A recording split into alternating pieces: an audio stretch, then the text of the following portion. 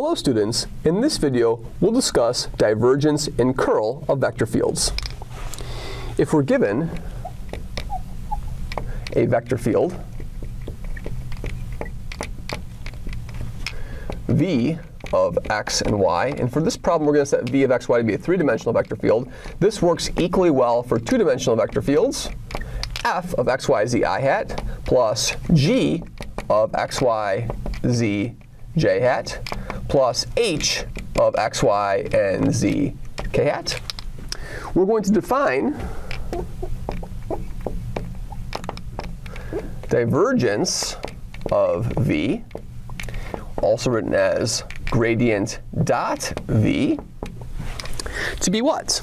To be partial f partial x, which is the x derivative of the I entry, partial g partial y, the y derivative of the j entry, plus partial h partial z, the z derivative of the k entry. That's the divergence. This is a scalar quantity, scalar function. So the divergence inputs a vector field and outputs a scalar function. For the curl of v is going to be the determinant of I, j, k, partial x, partial y, partial z of f, g, and h. So what you're really doing here is you're really doing the gradient operation. What's the gradient operation? The gradient operation is dx, dy, dz, and I'm crossing that with the vector field v. So that's the notation for a curl. And so if we write this out in coordinates, what we'll do, what's the I entry going to be? The I entry is going to be partial h partial y minus partial g partial z. That's my I hat. That's a minus I hat. And then what will the j entry be? Well, the j entry is going to be the opposite way. So I'm going to do a partial f partial z minus partial h partial x. That's my j entry. And what's my k entry going to be? It's going to be partial g partial x, so partial g partial x, minus partial f partial y, k hat. And so those are our definitions of divergence and curl. Now, calculationally, these aren't challenging to do. So let's do an example of computing these things. So here's an example. If I'm given the vector field v of x, y, z, which is x, y, z I hat, plus x squared minus y squared j hat, plus y squared minus z cubed k hat, let's find the divergence and curl.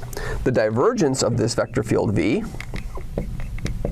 will be equal to the x derivative of the I entry, so it'll be partial x of x, y, z, plus partial y of x squared minus y squared, plus partial z of y squared minus z cubed. And now we compute partials. The first partial x of x, y, z is just going to be a y, z.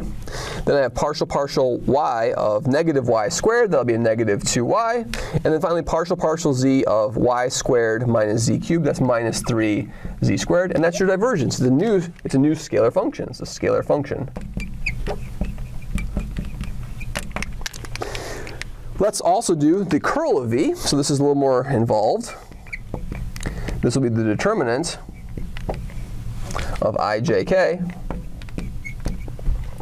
partial x, partial y, partial z of x, y, z,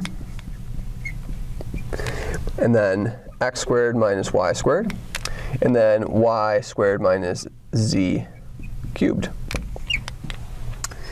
And so what we get over here, so that's going to be a z cubed down over here, z cubed. Okay. So what will the I entry be? The I entry is going to be the y derivative of this expression. It's going to be a 2y minus the z derivative of this expression, which is 0. What will the j be? Remember, j gets negative, so we'll do it in the opposite order. So I'm going to do a what? A z derivative of x, y, z. That's going to be an x times y, minus an x derivative of this expression over here, which is 0. And finally, what's the k entry? The k entry is going to be the x derivative of this minus the y derivative of this. The x derivative of x squared minus y squared is going to be a 2x. And then the y derivative of xyz is going to be an xz, so minus xz k hat. And this over here is your curl. So calculationally, these differential operations are not complex to do. To do a divergence, you do the x derivative of the I entry, the y derivative of the j entry, the z derivative of the k entry, and add them up. When you do the curl, you have to do the cross product of the gradient operator, dx, dy, dz, with the vector field that you're given. And then do those differential operations in order. We'll see in further videos that divergence and curl occur in the context of Green's theorem with respect to flow integrals and flux integrals. Thank you very much.